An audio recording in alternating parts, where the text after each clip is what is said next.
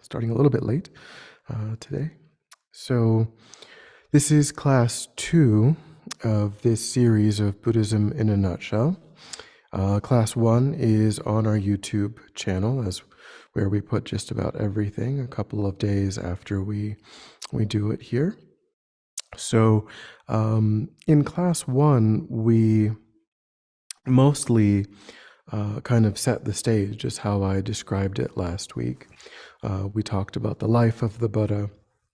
So we haven't really gone into a lot about the philosophical side of things, except to say that we did spend some time looking at the Four Noble Truths, the truth of suffering, the truth of the origin of suffering, the truth of the cessation of suffering, and the truth of the path that leads to the cessation of suffering. So that, that part we did cover a little bit. And for today's class, we're actually going to initially switch gears before coming back to that. So we're going to switch gears into talking about the mind itself, talking about the Buddhist model of the mind. So,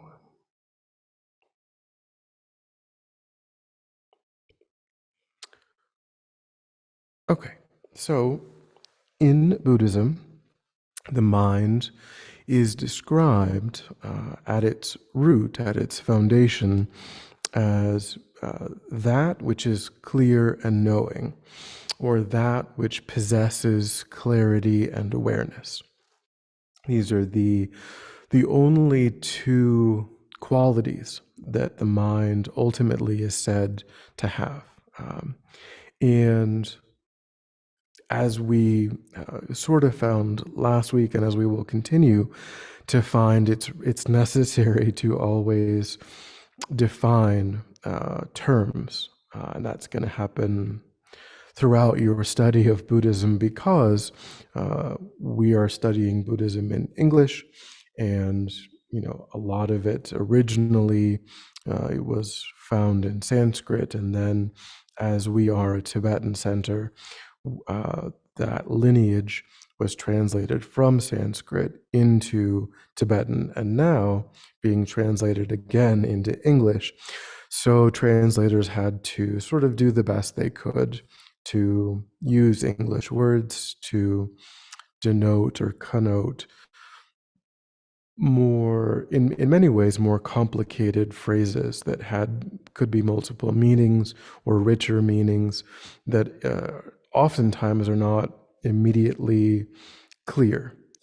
Well, so maybe I shouldn't use the word clear, because we're about to define clear and knowing. So when we say clear or clarity, it can sound like we are talking about the mind as kind of free from any problematic, kind of pristine. And, not to get too complicated, but of course, we will talk about sort of levels of the mind, and there is what's called the mind of clear light. And that's the subtlest level of the mind, but that is a phrase, clear light, because the karmic appearance of that mind is of clear light. But it doesn't have the same meaning as clear here or clarity here. Clear or clarity in this context refers to the mind as a formless energy, simply meaning that it does not possess shape or color or size. It is a formless energy. So it doesn't mean pristine or free from problems, particularly at the coarser levels of the mind, the levels of the mind that operate for us in daily life. Certainly, that still is a formless energy, but it isn't. We can't say that it's pristine. It comes together, as we talked a bit about last week. that mind arises together with problematic states.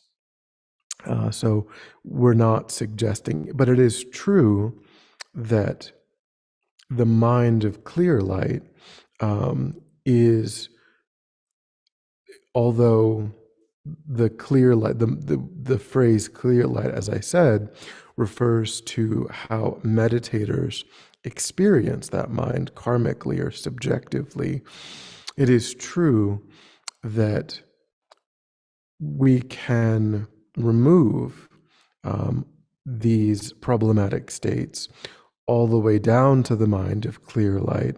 And then the mind of clear light is capable of arising without any of these problematic states due to training, due to the ability, our potential to completely eliminate these, you could say, afflictive emotions or kleshas or stains in the mind, these problematic mental states that are arising in the mind at present.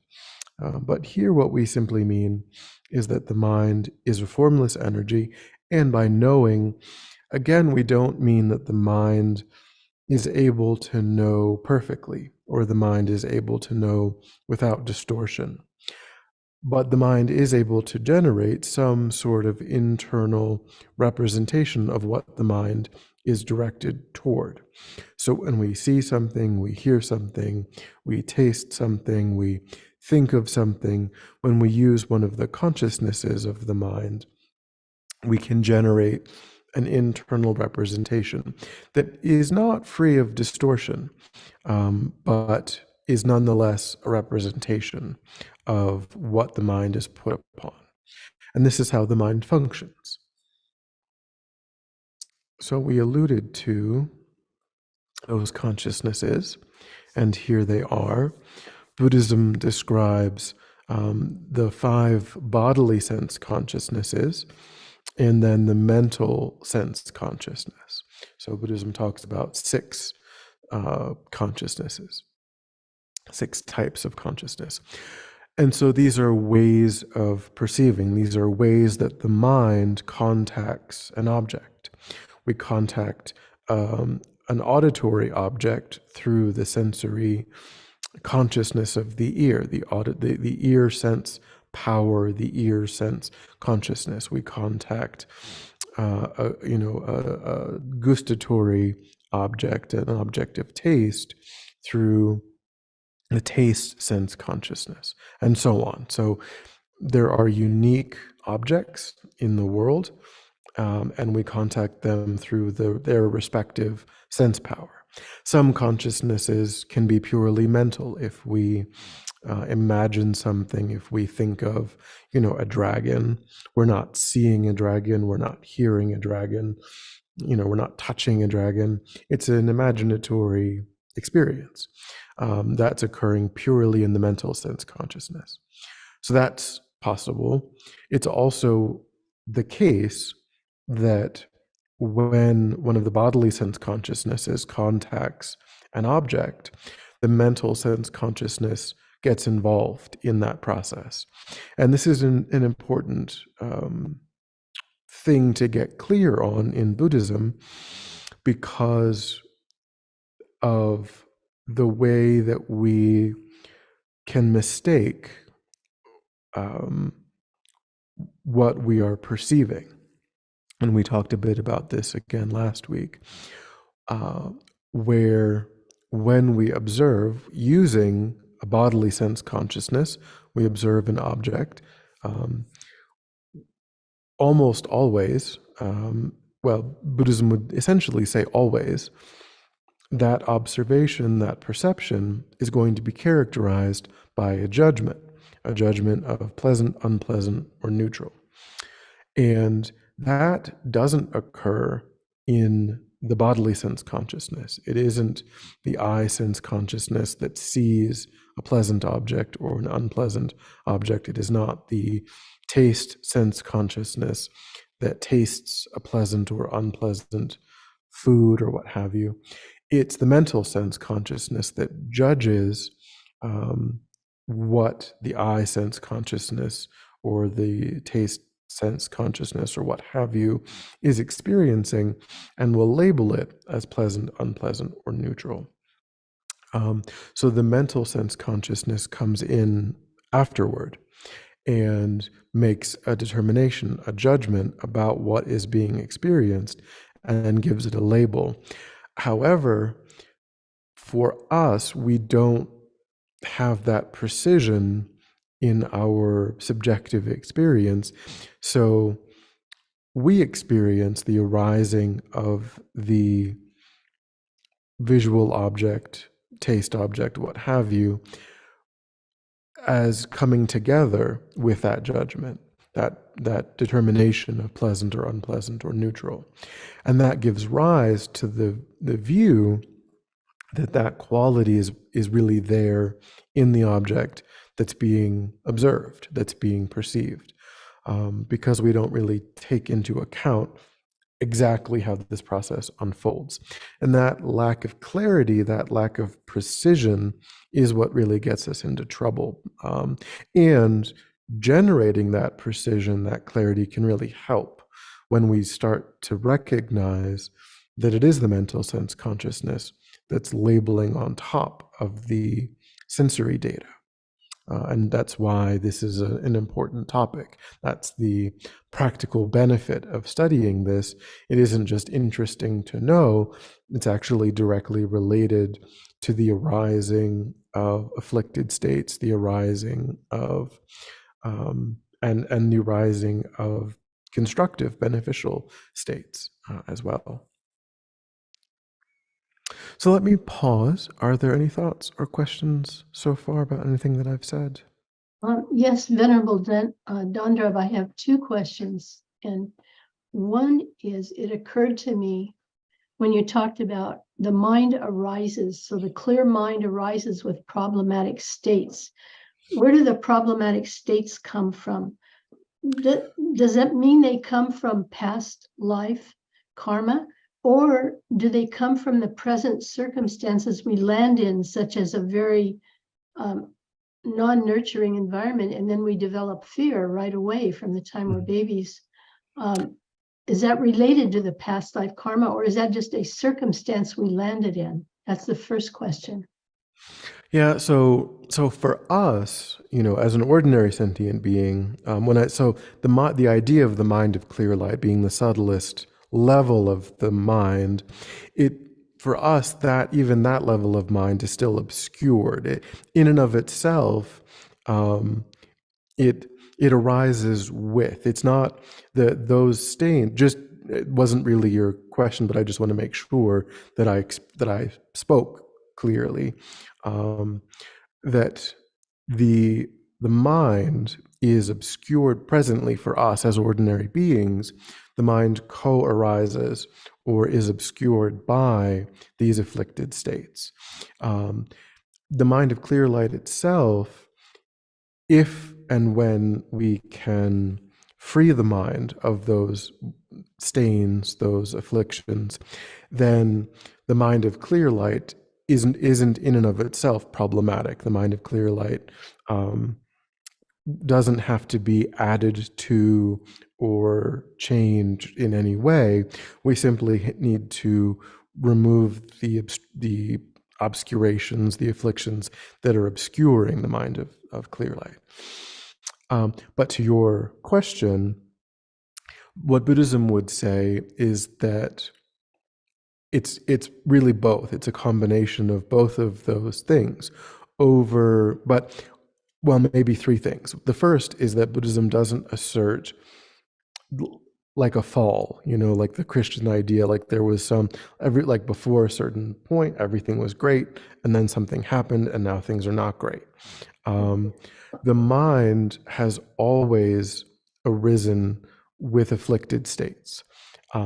So in that sense, and they don't really go into any more detail than that as far as I'm aware. They don't really, there's something innate about ordinary mind that empowers affliction, that empowers seeing things in a way, that colors every single act of perception from the moment of entering into any ordinary life. From that first, there are no moments that an ordinary sentient being has that aren't colored in a way or through a lens that empowers the arising of afflictions. And so that's just there's always been that sort of empowering condition of what's called fundamental ignorance, or marigpa, that has always been a quality of ordinary mind. In every moment of ordinary mind's existence, every act of perception is colored in a way or empowered in a way that gives rise to afflicted states. So, based on the beginningless past lives that we have that have all been colored in that way, we have laid down imprints in the mind. We have laid down tendencies and habits in the mind, karmic tendencies, karmic habits. And those can be and are, as you said, triggered by circumstance. Because, we're not always angry. We're not always jealous.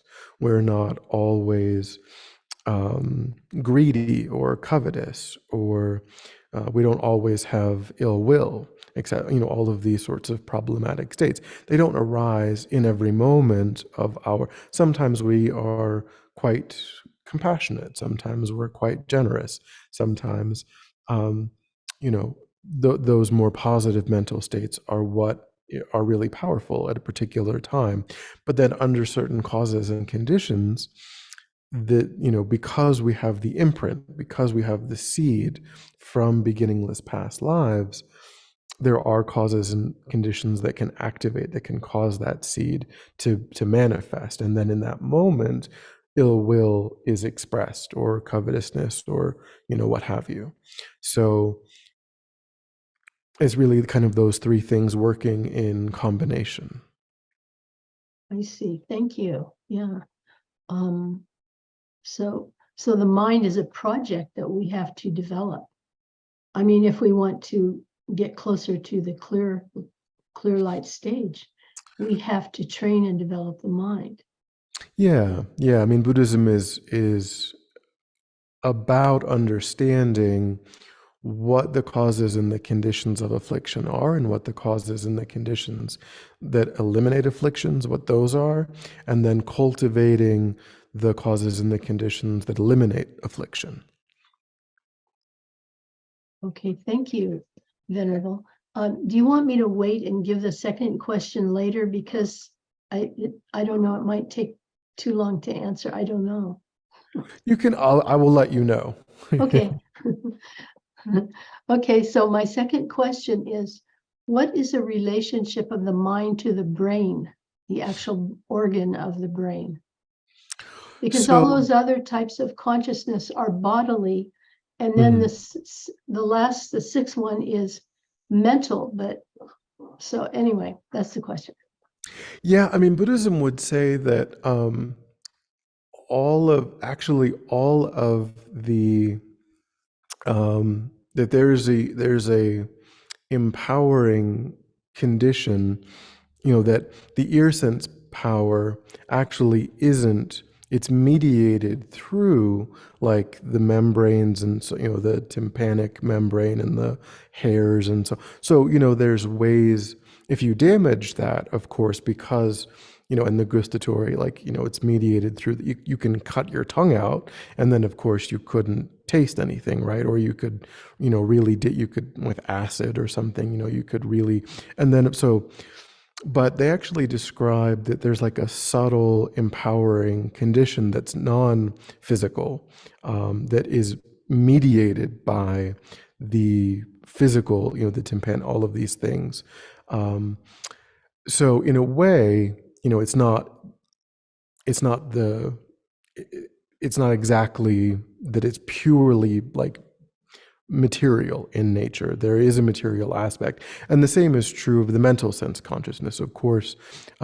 In Buddhism, historical Buddhism, they don't talk about the brain. They didn't know, of course. And so that no one really thinks that it's important to, of course, there are modern thinkers and so on that try to write books, but you don't find any discussion in historical Buddhism of that sort of thing, because what the Buddha talked about was the mind and not these physical things. So because of course we do know that if you damage the brain, just like if you damage your membrane in your ear and so on, then your mental sense power will be negatively impacted if you cut out parts of the brain, or if there's a stroke or something.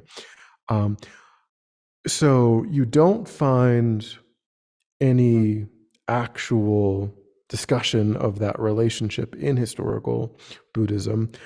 But what we can assert is that because the mind is a non-physical energy whose nature it is to know, then we can assert that the mind, and actually the entire body, not just the brain, because again, like I said, it's understood that the mind pervades the whole body. And the brain certainly, just like the ear, has a role to play, and just like the tongue has a role to play in how the mind is expressed through the body, the brain also has a role to play in how the mind is expressed through the body. So Buddhism would say that you can't damage, you can damage the brain, you can damage the ear, and so on, but you can't damage the mind. You can't take away the mind's ability to know, to think, to perceive. You can only take away the ability of that to be expressed. And maybe you could say that there are levels of the mind, the levels of access to that subjectively a person who is alive, who hasn't developed like meditative, deep meditative states, they may only have access to coarse levels of the mind that are strongly mediated by the brain and so on. But other people who have developed these deep levels of meditative skill, you could say that maybe even in a coma, or even that they can still have access and still be engaging in even practices, meditations, so on, that are impossible for someone who doesn't have that access, because the mind is not the brain, and the mind is operating independent of the brain, at least at subtler levels. But yeah, you don't find, you won't find a sutra or, etc., where that is laid out. But it isn't just the brain. The mind is mediated, as I said, they talk about the winds that the mind rides on that pervade the whole body. And so, when you attend to the sensation that arises in the knee or the hand, what is appearing to the mind is that the mind is literally kind of moving into, the mind is attending to that, and the winds are kind of moving into that area, and then that becomes what the mind is aware of. That awareness, that the mind is being directed to that. And in order for that to happen, the mind has to pervade the whole body. And of course, there's ways of talking about how that is also mediated by, you could say, the central nervous system, the parasympathetic nervous system, how that innervates the body as well. But still, the mind is non-physical. So it's mediated but separate from all of that. Thank you very much. Okay. So that is a bit about the 6 types of consciousness. Okay, so any questions so far? Any about anything that I've said?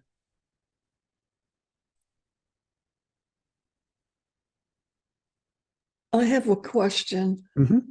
Um, the 6 types of consciousness, is that just for the human form? I mean, we can't say it's only for, but it is because there are many other animals that, from the Buddhist perspective, just to be a little bit precise, Buddhism doesn't refer to humans as animals. That is true biologically according to Western systems of categorization, because we're not a plant and so on. But the range of experience that humans are capable of is quite distinct from the range of experience that any other animal is capable of. So Buddhism actually separates the two. But, dogs, of course, they have eyes, they have taste, they have, and so but of course, a dog's sense of smell is greater than ours. So, in the way that they perceive the world, um, that would be different based on what is predominant for them. So, of course, we can certainly say that every sentient being has a unique way of interacting with the world. Some spiders and things primarily like its vibration that they observe, and that's how they. So definitely, different sentient beings navigate the world in different ways. So this is of primary importance for humans. Because this is something that we study because it relates to practice as a human. Um, but it's certainly true that every sentient being uses some kind of combination of sensory data and mental sense consciousness. But it's going to vary.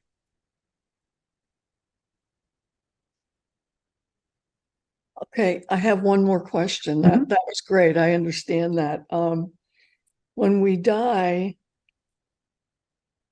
um, we no longer have have those senses, right? Mhm. So what would the definition of the mind is still there, but Mhm. what would the definition, how would we have an awareness of what? Mhm. So maybe in terms of like this next slide, maybe if we go into this, maybe that can help a little bit here when we talk about this next piece of information, where it's talking about the basis of mental events, which is kind of what you're asking about. So um, I briefly maybe mentioned, with regard to the 6 consciousnesses, what's required is one or more of the 6 consciousnesses. And so, because you could, as you said, it's true, as we die, the mind becomes more and more subtle, and we lose the ability to interact with the world through sight, through sound, etc. But we can also, even just in daily life, we could completely eliminate our sight, of course, because some people are blind, some people are deaf, and we can artificially, completely block sight or sound or taste, etc. So it isn't necessary for all 6 to be operative simultaneously. It can be some combination. And it can actually just be the mental sense consciousness. So even during the death process, the mental sense consciousness never ceases. It becomes more subtle. It changes in terms of how it is able to interact with the world, but it never is never cut. It never stops. So the mental sense consciousness is becoming aware of increasingly things that are only occurring within the mental sense consciousness. Like, for example, a dream is something that we experience that, largely is only happening in the mental sense consciousness, or a daydream, or a memory. Those are all purely mental events. And so that's sufficient. Just the operation of the mental sense consciousness is sufficient for the mind to be observing an object, and to therefore be creating a mental event. Okay, thank you. Sure, yeah. Any other questions? Okay. So as I just alluded to, so that was a bit about the model of the mind, how the mind is creating mental events, mental moments. So Buddhism also further suggests or asserts that that continuity is both beginningless and endless.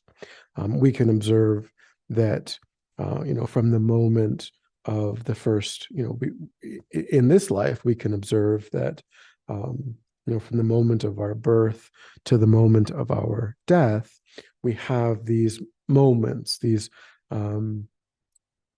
recollections, these observations, memories, thoughts, feelings. Buddhism would describe each moment of mind as being the awareness of a particular object. So if we stare at something, then for 5 minutes, then in that 5 minutes, we're creating kind of slices of time where there's this imprint of a physical image that's occurring for that period of time. If we daydream for 5 minutes, we're creating these moments where we have a mental image that is imprinting in the mind. What's different is that Buddhism asserts that this process has no beginning and no end, that the mind survives the death process. As I mentioned, there is a death, but the death from the Buddhist perspective is simply body and mind separating, and then mind taking rebirth. So rebirth is a fundamental concept in Buddhism. And so we can also say that this beginningless and endless continuity of mental moments implies that we have had past lives and that we will have future lives, because this particular incarnation, we certainly can say, began in the womb and will cease at the moment of our death. But the mind that's associated with this form is simply going to leave this form, that these two phenomena are connected right now. And so for a living sentient being, body and mind are connected. At the moment of our death, our body will, exist in its own continuity still, meaning that it will begin to decay, decompose, but the mind has its own continuity, and it simply disconnects or separates from the form and then appropriates a different form. And we'll talk more about that process as the course goes on. But the mind itself has no beginning and has no end. The Buddha basically, he was asked and he said, I've looked and I've never found a beginning of any individual mind. So it is also true that individual consciousnesses are distinct, that what's happening, that your previous life was one particular form. My, immediately preceding lifetime, yours was one particular form. Mine was some other form. So they are sequential in that way. The forms that the mind associates with are sequential, but the mental continuum is the same. It is just associating with forms and then separating from forms and then associating and separating. Some people will point out that the Buddha didn't actually say definitively. All he said was, "I've looked and I could not find." So some people, say, well, maybe he gave up. Maybe he looked for trillions and trillions and trillions of eons and then just stopped looking. And but it's understood that there is no beginning to the mind because canonically the Buddha said, I tried to find a beginning and I wasn't able to. Any thoughts or questions about that piece of material?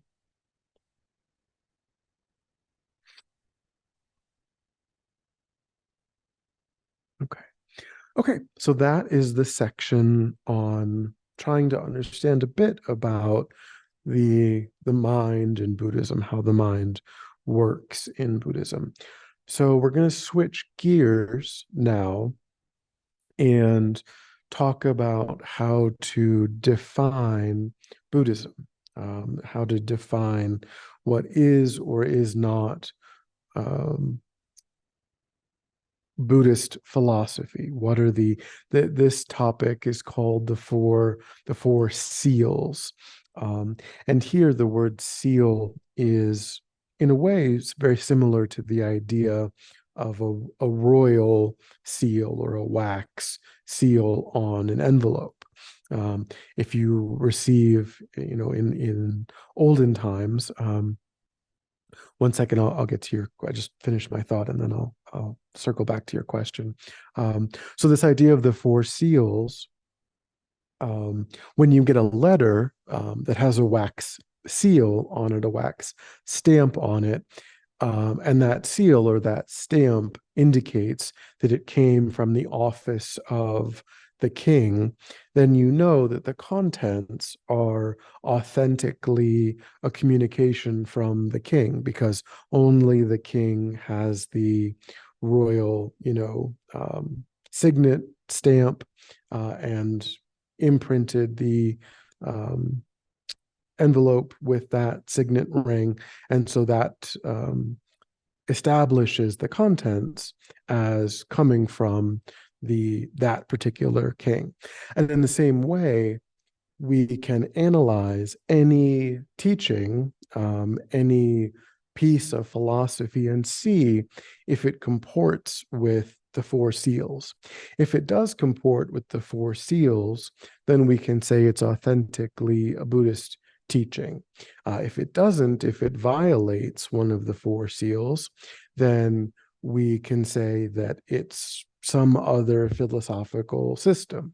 And that doesn't mean it's bad or it's wrong or it just means it is or is not part of the Buddhist philosophical system.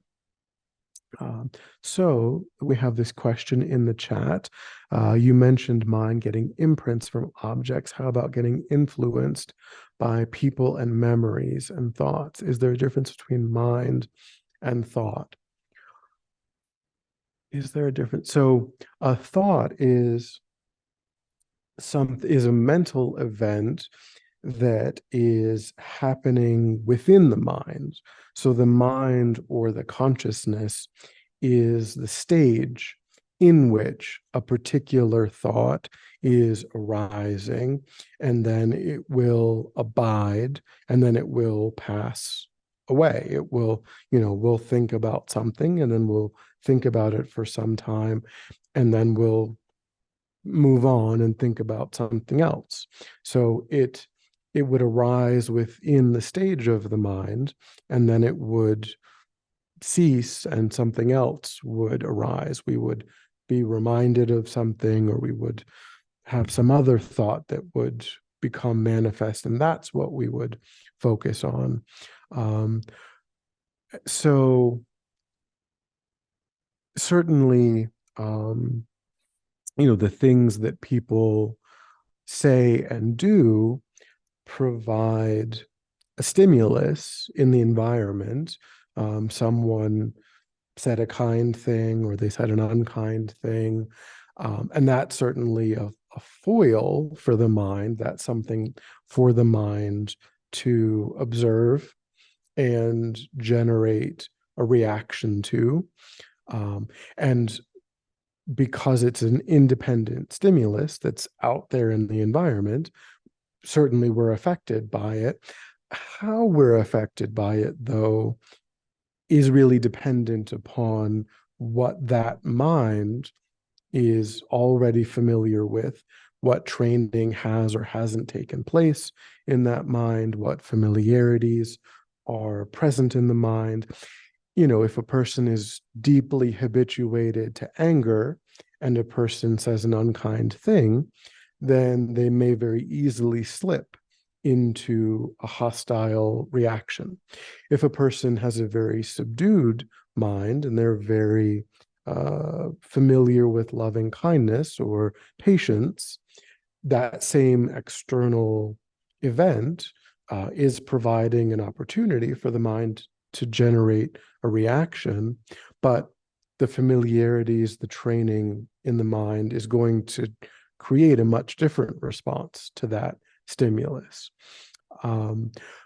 So, of course, those stimuli are outside of our control for the most part, and training the mind is inside of our control, at least to some degree. And certainly we could be presented with stimuli that we've not yet trained our mind to handle well, just like driving conditions. We know how to drive to some degree, but we could be presented with a hailstorm or black ice or and we may not have developed those skills yet, and that could be really challenging. And the mind is reacting in the same way to all of the things that are happening in our lives. So certainly we feel as though, oh, if people treat me a certain way, habitually and so on, then that's going to cause me to develop in a certain way. But we do have control. We could be in an environment where there's a lot of negativity or a lot of challenge. And if our mind is properly trained, we'll be able to deal with that appropriately. And if our mind is not, then we will come under the influence of that. So certainly we do have to be, as beginners, our mind isn't as developed, isn't as trained. So we really do need to think about, as you're saying, what is happening in our environment? What are we being encouraged by other people to say or do, to kind of protect the mind in that way, until we have a really stable, really trained, really subdued mind. And then we can deal with that much more effectively. Okay, so back to the 4 seals, these 4 things we can say, these 4 things that define Buddhist thinking. The first seal, there's a lot of things that will have to be defined as we go through them. The first seal is all compounded phenomena are impermanent. So we have to define compounded phenomena and impermanent to know what the first seal means. So compounded phenomena, as it says, is anything that exists as a product, meaning that it's composed of other things. So if it has parts, if it has causes and conditions that are part of its history. So, a table, a chair, a wall, the floor, cameras, clocks, essentially anything that we can interact with on our planet is a compounded thing, because it came together due to some process, could be to some degree a natural process, like, what gave rise to a tree or a rock or water. Could be a somewhat artificial process using chemicals and heat and, pressure. But still, there's constituent parts to it, and they've come together in a particular way. So if we can taste it, touch it, look at it, smell it, it's a compounded thing. Almost everything is a compounded thing. The one example of an uncompounded thing that they give is the concept of space. And by space, I mean only the concept of it. There's two kinds of space. There's intermediate space, meaning the distance between two things, like the air between my face and the computer screen. That's intermediate space. That's not compounded. That's not a compounded phenomena. I'm sorry, that's not an uncompounded phenomena. That is a compounded phenomena, because there are molecules of air. There's nitrogen, there's oxygen, there's other things. There's probably some dust. But the concept of space intellectually is that which lacks obstructive contact, the mere absence of obstructed contact. That's an uncompounded thing, because it's just, it's not referencing the distance between two things. It's just the idea of that which lacks obstructive contact. So it's kind of a technical thing, but for the most part, we can just think, when I'm thinking of this thing, does it have parts? Is it composed of other things? Does it have a history of causes and conditions? And if so, it's a compounded phenomena. And I don't have a definition of impermanent here on the screen, but impermanent means that which changes moment by moment by moment by moment. It is never the same in any two moments of its existence. It does not mean that it is temporary. In our language, ordinarily we think of impermanent meaning that it won't last forever, that it will cease at some point. And that is conventionally true for many things from the Buddhist perspective. If you think of a table or a chair, what have you, at some point in the distant future, even just, if it's left alone, it will decompose because it's being exposed to air and heat and cold, and over, it could take maybe even thousands of years for plastic or metal or something. But at some point, it's true that we would observe that thing and we wouldn't say, well, of course, that's a table or that's a chair or that's a microphone or that's a camera. In 5,000 years or however many years, And of course, we could light it on fire, we could chop it up, etc. We could do other things that would speed that process up. But the fact that all of that is true is because the phenomena itself is changing moment by moment by moment. If it wasn't changing moment by moment by moment, then even you could light it on fire. You could hit it with a baseball bat. You could slash it with a knife, and you wouldn't be able to change its state because it is intrinsically from its own side not changing moment by moment by moment, meaning that it would be impervious to any kind of external force. But we know that that's not true. That doesn't characterize anything that we can see or taste, or the time scale might be different, but it is going to become something different in the future. And that's happening even on like a nanosecond time scale. There are atoms, there are electrons of that object that are coming into existence, or bonds are breaking. We can't observe that change in that time scale as a human, but nevertheless, it is happening that way. Moment by moment by moment, the objects are changing. And so eventually those changes will result in observable changes. We'll see a scratch, or we will see some dent or a discoloration, or it doesn't work, or it creaks, or it's not as strong as it was. And those are evidence of these momentary changes, those observable changes. But they didn't just come out of nowhere. They're the result of momentary change.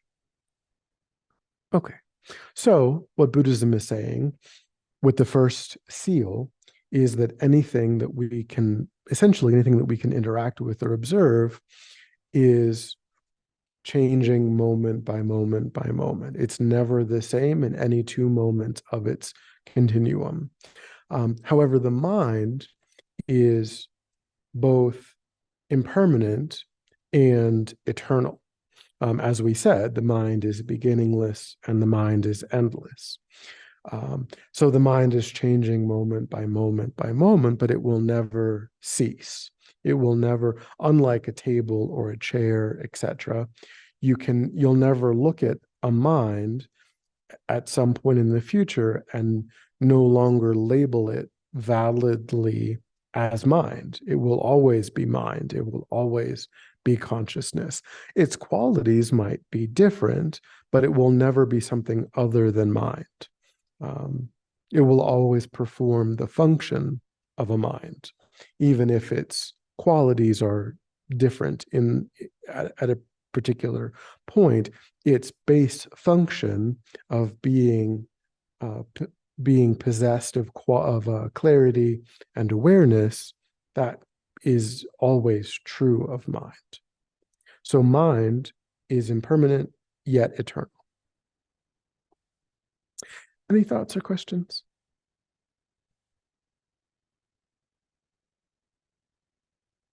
Okay. So the second seal is all contaminated things are unsatisfactory. And I always say, I feel like the word contaminated is a bit strong, is a bit, kind of charged in a way, kind of almost like it's a moral statement, which isn't true. It's just the English word that they picked, which isn't, maybe not my favorite. But a contaminated thing is that which has past karma and delusion as its origin. So, like a compounded phenomena, for us on a practical level, anything that we can interact with on the earth is a contaminated thing, because it exists due to past karma and delusion. And last week we looked a little bit at, the word affliction, the word delusion, the word, but basically it just means that it belongs to the sphere of reality that is caused by ordinary, unenlightened mind. I am an ordinary, unenlightened person. And that's generally true of the overwhelming majority of the sentient beings on planet Earth. And so all of the things that belong to that realm, which itself came together due to the collective energy of those ordinary minds, are contaminated, which again just means ordinary, just means unenlightened. And they're unsatisfactory because nothing that is ordinary, is unenlightened, can ever give rise to perfect, unending, truly blissful, truly satisfying experiences.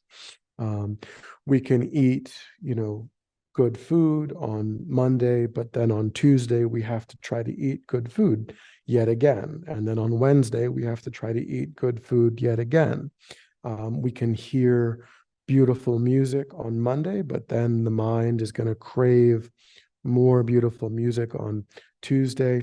And even, the height of those experiences still falls short of true, real, uncontaminated, genuine bliss, genuine satisfaction, genuine contentment.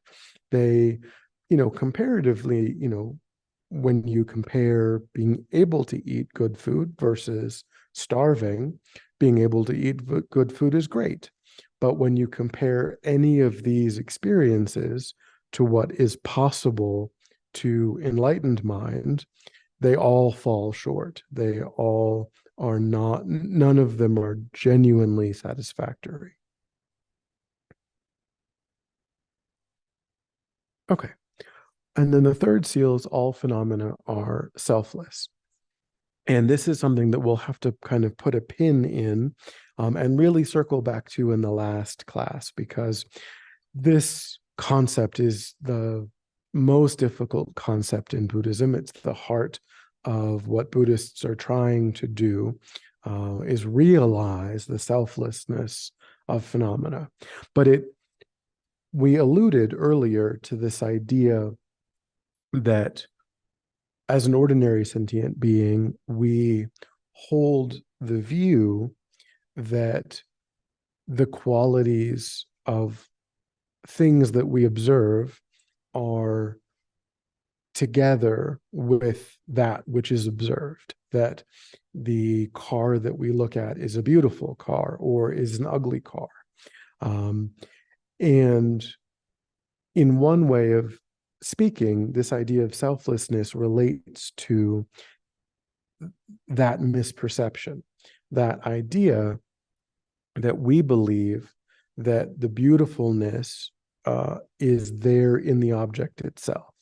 It goes to subtler levels than that, but because it goes really to even the identity of what we are calling a car.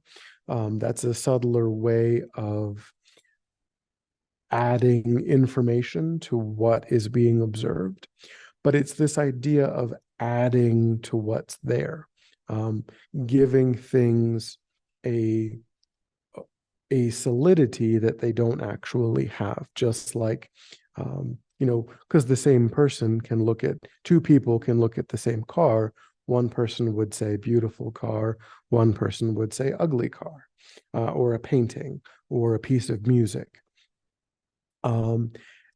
And that demonstrates that neither one of them are actually getting at something that is true about the object. They're both projecting their own truth on the object. They're both actively creating their experience of the object. And we do that in different ways. We do that in kind of a bit coarser ways with like the idea of beauty or ugliness or taste, deliciousness or repulsiveness. And we do that in subtler ways with the actual label of why do I relate to it as even just a car or not a car. But to really unpack that takes a bit of time. So we'll look at that more so in the very last class. But really, that insight is the principal insight that Buddhists are interested in having. Everything that exists in the Buddhist path is leading up to having that insight about how the mind is generating the reality that it is experiencing. Because if we recognize how we actively generate our reality, then we have an incredible degree of control over how we react to that reality. It's no longer like, oh, this beautiful thing out there separate from me, but we realize I'm generating my experience of it. And so that gives us really complete control over how we're going to interact with that object. And that control we really lacked when the mind wasn't taking responsibility for its active creation of our experience. When we had the mistaken view that we passively just noticed things in our environment. Okay, that's the third seal. Oops. Okay, so then the fourth seal is nirvana is peace. So yeah, I'm sure you've heard, the word nirvana before. It refers to the end result of Buddhist practice. Technically, we can talk of lower nirvana or greater nirvana or higher nirvana, depending on the school of practice that a Buddhist is engaged in. The Theravada tradition, which is the predominant tradition in the Southeast Asian countries, that practice culminates in lower nirvana or individual liberation. And the Mahayana tradition, which is practiced in Northern Asian countries like South Korea, China, Tibet, Japan, sort of the Northern Asian countries. Those are all Mahayana tradition countries, and that school of practice culminates in higher nirvana, or full enlightenment is another way of saying it. But in either case, whether it's lower nirvana or higher nirvana, greater nirvana, it is a state that is completely free of all suffering, completely free of any of the disadvantages, the painful, unsatisfactory conditions that do characterize ordinary, unenlightened experience. So the Tibetan tradition is a Mahayana tradition. So generally, I will use the phrase enlightened or unenlightened because that is the stated and accomplishable goal for a Tibetan practitioner, is full enlightenment rather than individual liberation or lower nirvana. They're both paths taught by the Buddha for different kinds of practitioners that are suitable for different kinds of practitioners. Some practitioners gravitate toward the practices that lead to individual liberation or lower nirvana. Some practitioners gravitate toward the practices that culminate in full enlightenment. But in either case, they're both what are called true cessations. They are both states where that mind is no longer experiencing any of the disadvantages that are incumbent in ordinary, unenlightened existence. So, for example, a person might say, well, that heaven, is the way to go. Like that's what you should strive for. And so if that's presented, then that's not a Buddhist idea, because only nirvana is the goal, is what a Buddhist should strive for. Similarly, if a person says that, we can find true happiness in ordinary objects, in worldly things, then that would violate the seal of all contaminated things being impermanent, and or all contaminated things, would violate the idea of a contaminated thing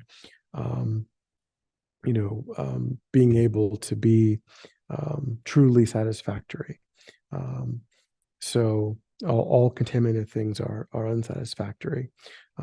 So if we violate that, or if we say, or the idea of a permanent soul, violates the idea that all compounded phenomena are impermanent. The mind is eternal, but it does change. It doesn't have an unchangeable, findable, definable essence, in the same way as the Christian conception of the soul. So just to say that there are other philosophical systems that make statements that would violate one or more of the four seals, and that would characterize them as a non-Buddhist philosophical system. All right. Any questions about the four seals? Yes, can you tell me what the difference is? Let's see, what full enlightenment has, lower nirvana does not have. Sure. So there are some differences in the way that that's understood, the way that that question is understood from different points of view. The way that that question would be answered from the point of view of Tibetan Buddhism is to say that a person who accomplishes individual enlightenment or lower nirvana, they do abide separate from ordinary, the process of ordinary uncontrolled rebirth, which is subject to all of the pains and disadvantages and sufferings that we ascribe to that. Principally what they can't do in that state is their mind is sort of permanently severed or separated from unenlightened activities, from all of the places where ordinary beings are existing. Their mind is sort of inexorably cut off or separated from all of those places. A fully enlightened mind is also abiding separate from ordinary existence and isn't subject to that process of death and rebirth and all of the sufferings that are attendant in that process. But that mind, that fully enlightened mind, gains the capacity or the ability to choose to take rebirth within those places, those ordinary realms or places where ordinary minds are predominating. And they do so in order to be of benefit to those beings, to teach, to guide, to show beneficial, conducive aspects like shaping culture through various means. They don't always manifest as like Buddhist teachers.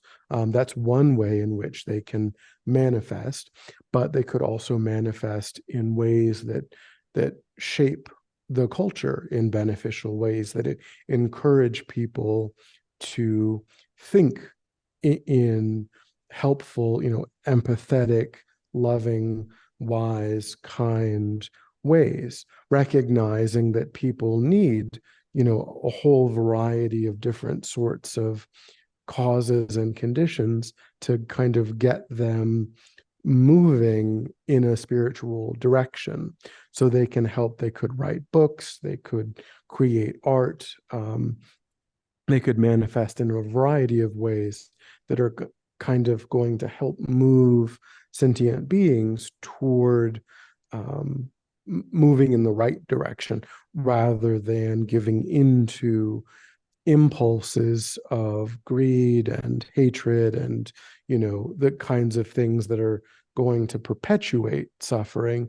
They would help to guide and shift things in a way that would move things away toward enlightened activity, even if for many of those people it's a sort of very long-term process.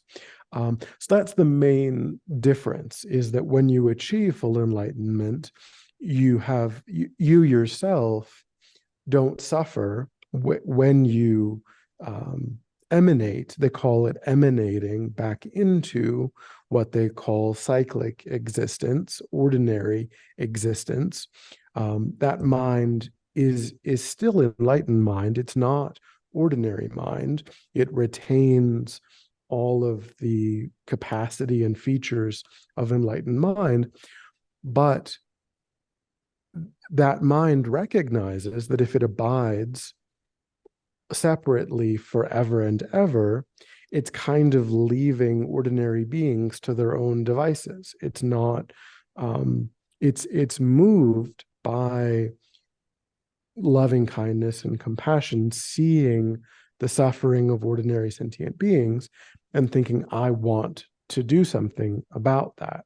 And if I just remain separated, I can't. And so that mind is returning to cyclic existence to be of benefit in those ways. And that capacity is just absent from a person. There are really technical reasons why what they call the subtle stains or, to omniscience are abiding in the mind of a person who's achieved individual liberation, lower nirvana. But those very, very subtle stains are completely eliminated in the mind of a person who's achieved full enlightenment. So that's the main distinction. Thank you. So we're going to continue on in this sort of theme of what it means to be a Buddhist. We first did that by way of the Four Seals, and now we're going to do that by way of the 5 lay precepts. So this refers not to analyzing Buddhist philosophy so much as it does in terms of what are the ethical guidelines that a Buddhist practitioner must follow. The 5 lay precepts are something that a person agrees to be bound by when they become formally a Buddhist. That is called going for refuge. That process of formally declaring oneself a Buddhist is going for refuge. And that person, from that point forward, is constrained by the 5 lay precepts, the 5 training precepts. And these refer to the ethical guidelines that the Buddha gave.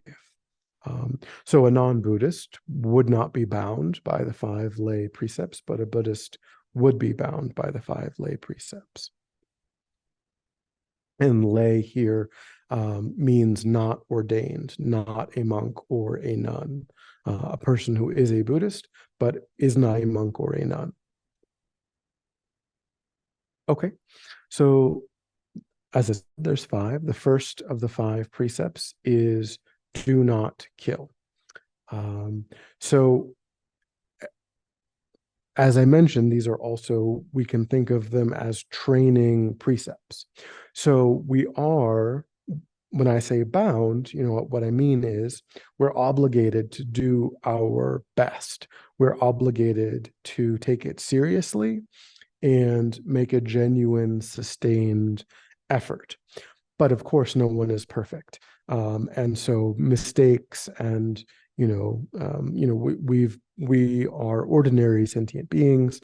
And so, anger and jealousy and so on, these states of mind have a very strong sway over our lives.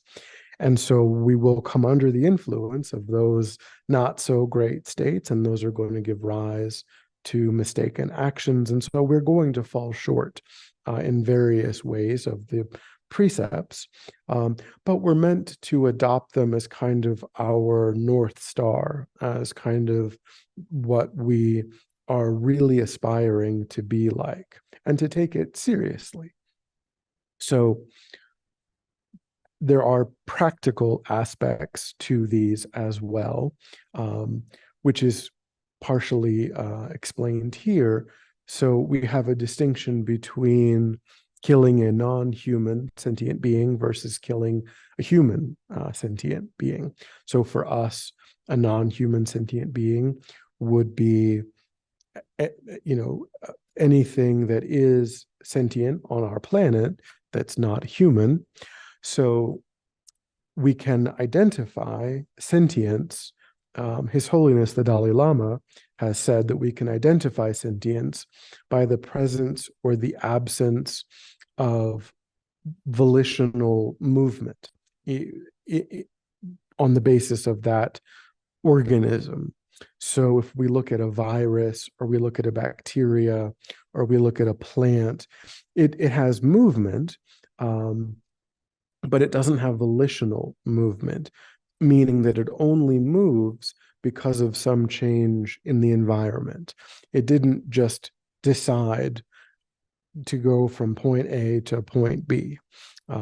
It only moved because the air current moved, the water current moved, there was sunlight, there wasn't sunlight, there was rain, there wasn't rain, there was some chemical change in the water, there was a diffusion of something, and it moved toward or moved away from some noxious or pleasant stimulus in the immediate environment.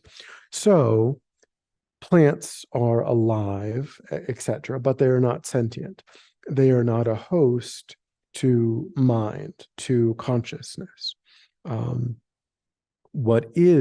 So that's another way of thinking about sentience, is that which is playing host to consciousness or to mind. In Tibetan, sentient being is semchen, or mind possessor. So, but you have to distinguish observationally, whether on the basis of whether or not there is or is not volitional movement. So you have to observe the organism for a period of time and say, over the course of that week, did it ever just decide to move somewhere? Or can I track every single movement based on a change in the environment? Many of those movements might be correlated to a change in the environment, but even for a fly or a mosquito, it's going to just decide to go somewhere just because. So, from the Buddhist perspective, basically everything in the animal kingdom, the insect kingdom, even going down to mosquitoes, flies, gnats, ants, all of these are sentient beings. They are all mind possessors. They all have volitional movement. So it is true that they fall under the vow of do not kill. They are not exempt from the vow do not kill. However, as a practical matter, we are probably at some point going to kill a fly, going to kill a mosquito, etc. So we are told it's not a good idea. We're told not to do it. That it is not a positive action, but it will sometimes probably happen. We'll find ourselves, engaging in that. So it damages the vow, but it doesn't uproot the vow completely.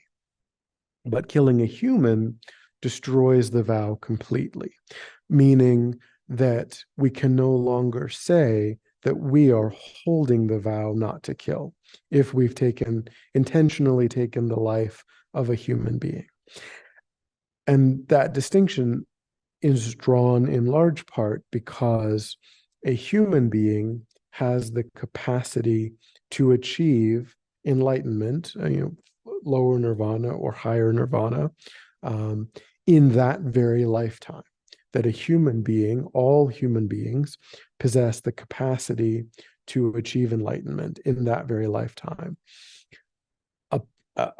A mosquito, a dog, an elephant, a giraffe, none of these have that capacity. They cannot train their mind. They cannot achieve enlightenment. It isn't possible. So, in one way, it's practical, because we really can't live our entire life, probably never ever killing any kind of insect or what have you, but also it's distinguished on the basis of it's much worse to deprive a sentient being of their life because they might have otherwise used that life to train their mind and accomplished this incredible goal. And no dog is going to do that. No ant is going to accomplish that. But still, it is true that non-human sentient beings are part of the vow. They're not excluded. Any questions about the first vow of do not kill? No. So the second vow is, or training precept, is do not steal. So this has a specific definition that might be different than how we've thought of this idea up to the point where we've taken it as a training precept. The definition is to not take that which has not been freely given. And we could add to that by saying, freely given by someone who has the right to give it. So, we might think that if we come across like a dollar bill on the sidewalk, that, and it's just a deserted street. So we have no idea how long it's been there. We have no plausible means of reuniting it with its owner. But we do know that it was, that we saw it 10 feet in front of us and it's not ours. We couldn't possibly have dropped it. We do know that it's not ours. So from the Buddhist perspective, it is stealing to take that dollar bill. We could take it to the police station. They would probably laugh at us if we tried, because it's $1 and they're not going to care. We could put it up maybe somewhere and put a rock on it so maybe it doesn't blow away. But if we appropriate it for ourselves and we think, oh, great, I now have one more dollar than I had 5 minutes ago, we have stolen from the Buddhist perspective. So we can do something to kind of safeguard that dollar. But if we appropriate it and we spend it and we think of it as ours, we've stolen that dollar bill. So we are exhorted not to engage in that kind of behavior, to take anything that hasn't been freely given to us by the person who owns it. And if they say, here, you may have this, then we can. So if we pay for something, then we've engaged in a transaction where that store owner is going to give it to us. If someone gives us a gift, etc. But if that thing at some point had an owner and the owner isn't us, we cannot appropriate it for our own use. If we do, then we've stolen. And again, that's a stricter way of relating to things. So it doesn't mean if we're not, if we're not a Buddhist, we haven't taken the refuge, vows, then we don't necessarily need to hold it in this way. But if we become Buddhist, we go for refuge. From that point forward, we're obligated to think in this new way. This is a stricter way of thinking about our obligations. Any questions about the vow not to steal? I was just wondering, and the more I was thinking about it, I don't think you can do it, but I'll ask the question. If you did find $1, what if you gave it to a homeless person or some kind of charity? Is that okay? No, because it wasn't ours to give away. It wasn't, it was never ours to do anything constructive with. It's certainly better, it's certainly less negative. But it still would fall under stealing because we never had the right to make a decision about what should be done with it. I see. Okay, thank you.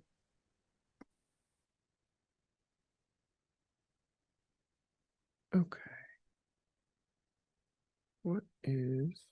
Oh, sorry. Clicked on the wrong thing. Okay. So then the third precept is to not lie, to not be deceptive.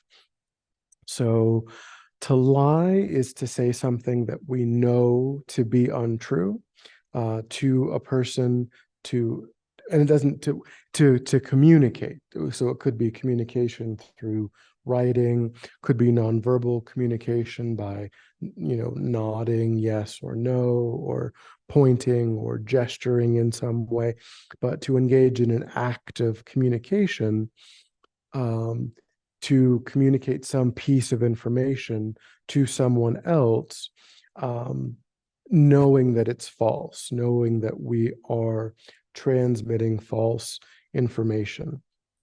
And they have to be able to understand what we've said, and then they have to be deceived. They have to be subsequently, deceived by that. So it's, a gray area when we are kind of joking or exaggerating in a way that we think is clear, so we're certainly, when we're exaggerating, when we're joking about something, we are communicating intentionally something we know to be untrue. And if they're deceived by it, then we've told a lie, and so we have to be clear, about exactly how is it going to be interpreted? How is it going to come across? Am I really being very clear in my communication that I don't intend for them to be deceived by this, that I'm just joking around? When we are saying things that we know are not true, what is my intent and how clearly am I engaging in that active communication? But we also, with any of these, to some degree, we also have to be skillful and be wise, and think about, is there a greater purpose that is in conflict with any of these precepts, really? So if we say something that is untrue with the intent to safeguard a person's life, then we are acting in service to a higher obligation. We don't, it would be unwise, unskillful to give someone information that's true, knowing that they're going to use that information to cause great harm to another sentient being. So we may deceive someone in order to protect or preserve a person's life, their property, their livelihood, to serve some great ethical purpose. So we can't have just a slavish kind of reductive view of these precepts. We have to think of them in context and think about, am I actually causing a greater harm? Because the underlying theme of these five precepts is that the Buddha observed that most of the time, when people kill or steal or lie and do these other things, they're doing it for really self-serving, selfish reasons. They're doing it not out of any kind of place of loving kindness or compassion. Most of the time, they're doing it to further their own selfish interests. And that is really what the Buddha is concerned with, that kind of underlying negative motivation is really what the problem is. And these are just symptoms. These are just ways in which that problematic, troublesome motivation is manifesting. So if that's not true in a particular instance, if we really have a loving, kind, compassionate motivation, then it may not be negative to be deceptive. But generally, we're deceptive because we want to manipulate other people's point of view. We want to get something. We want to create a particular, we want people to think of us in a particular way. So we want to withhold something from them. And all of that is problematic from a karmic standpoint. All of that is going to lead to suffering in the future for us. And that's what the Buddha is trying. That's why the Buddha is giving us these guidelines, is to hold ourselves back from suffering. So it's to fight against these impulses, these problematic states of mind, these troublesome states of mind. But if we can feel clear that that isn't what's happening, then we can maybe not follow these guidelines in some cases. Any questions about lying? No, I'm good. Thank you. So then we have the fourth precept: do not commit sexual misconduct. So sexual misconduct, this will probably be the last thing that we have time to cover for today. Sexual misconduct can fall into two types of behavior. It can involve what's called adultery, or it can be non-consensual sexual behavior. Adultery is what they're just the word in English that they're using. It doesn't require a marriage, like adultery usually is how we think of, in the context of a marriage. It does require the existence of a reasonable expectation of monogamy, which could be just a dating relationship, etc. If there is between two people a reasonable expectation of monogamy, and that expectation is violated, then you have what in English they just decided to call adultery. That's one way in which a person can commit sexual misconduct. You can also commit it by engaging in any behavior that is unwanted, that is non-consensual, irrespective of any bounds of monogamy. If the other person does not want that behavior perpetrated upon them, then you've also engaged in sexual misconduct. And with this, there are different levels to it. Like with killing, you had breaking it from the root was related to killing a human. Damaging it was in relation to killing a non-human. With sexual misconduct, the act that breaks it from the root is a fully consummated sexual act, which we all know what that means. If it's something lighter than that, like kissing or hand holding, that can certainly, in the context of either of these, with adultery or with unwanted, that's harmful. It's harmful to your partner if you even maybe just have a dinner with someone that maybe you're attracted to and didn't tell them about and concealed. And that's maybe a very, very light version of this, or hand holding or what have you. Being flirtatious could be a very, very light version. That all of that would damage the vow. To break it from the root requires, again, that fully consummated sexual act. Whether it is unwanted or whether it is or whether it is wanted but it's adulterous, then it would fully break it from the root in either of those cases. So a Buddhist practitioner would be someone who would avoid, and this is again for lay people, because monks and nuns are celibate, so it's different for a monk or a nun, but this is for a lay person who doesn't have to be celibate, but they do have to respect monogamy when it exists, a reasonable expectation of monogamy, and they have to respect the wishes of other people who don't want particular sexual advances and whatnot. So that's why it's the 5 lay vows and not related to monks or nuns. And to go back to lying, if we were to also put lying in the same context of damaging the vow versus breaking, damaging the vow versus, breaking it from the root or completely destroying it. To lie about one's spiritual attainments breaks the vow from the root. To say that a person has a particular spiritual attainment that they don't actually have, and they know that they don't have it. So you're deceiving people about your spiritual attainments.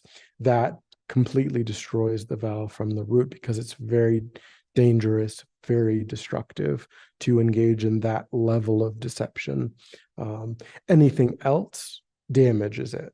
Any other kind of deception damages it. Any thoughts, questions about sexual misconduct? No, thank you. Alrighty, so we're a little bit out of time. It's 8:30, so we'll leave it there. And again, we're off next week because of Geshe Sherab's weekend retreat.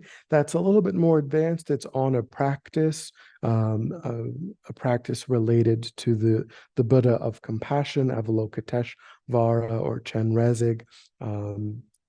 So it's a sort of what's called a deity yoga practice, but you're more than welcome to take a look at it on on Friday night and see what you think. Anybody is welcome to join in if they would like to. It's open to anyone, but it is a little bit more. Any questions about anything that we've covered that you have a question about? No, but I just want to say that you are very articulate, and I can learn from you, through your articulation. It's great. And I thank you so much. Sure, no problem. I've done this class a whole bunch of times, so I kind of have it memorized.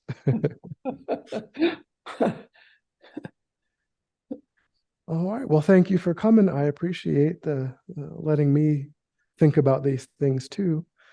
So Well, have a good night, and I hope to see you in 2 weeks. Yes, I will be there if I can. Thank you so much. Sure. Have a good night. You too. Bye-bye.